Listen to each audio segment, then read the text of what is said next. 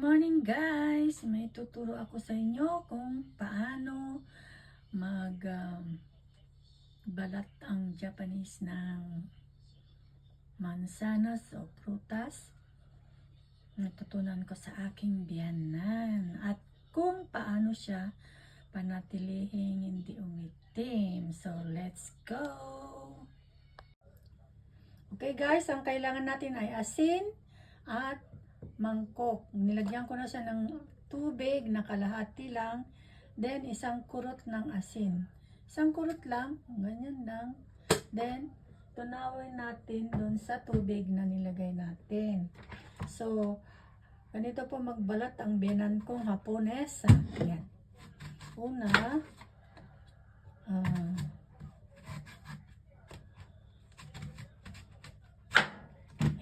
Pinag-aapat niya yung mansanas. O kahit persimmon, ganun din. Pag-aapatin mo, then babalatan natin siya isa-isa. Yan guys, ganito. Pahaba sila mag-ano eh. Pwede rin huwag mong sundin, pero yun, inaano ko lang kung paano magbalat ang aking biyanan. At sa kanya ko natutunan. Yan. Hindi naman kailangan balatan lahat. Then, hahatiin natin at ibababad doon sa tubig. Hindi man na kailangan ibabad ng matagal. Habang nagbabalat ka lang ng isa pa,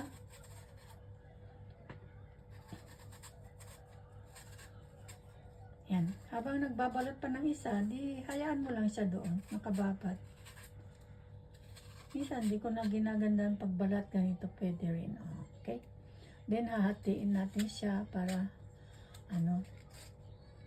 madaling kainin. Then, tanggalin na natin yung nakababad. Lagay na natin yung hindi, yung bagong balat. Ganun lang guys, Yan, balatan naman natin yung susunod. Yan. Ganito po ang pagbalat. Yan. Pahaba lang.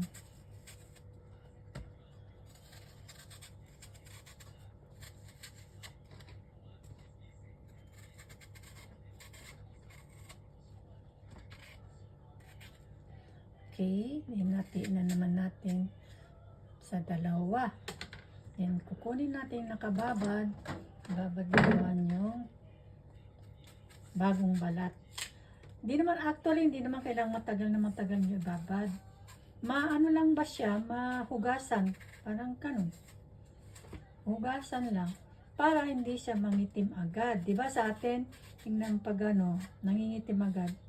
Lalo na kung may party kayo, at babalatan nyo na, yan lang, babad din ito, ganyan, tanggalin lang yung tubig. Okay na. So, ganun lang guys, ang ating pagbalat. At tingnan nyo, i-compare nyo sa hindi na balat, hindi na ibabad, at saka nababad na mansanas. At tingnan nyo kung alin ang iitim agad at hindi. So, yan guys. Experience nyo rin yan para I hope you learned something. Good day. Bye.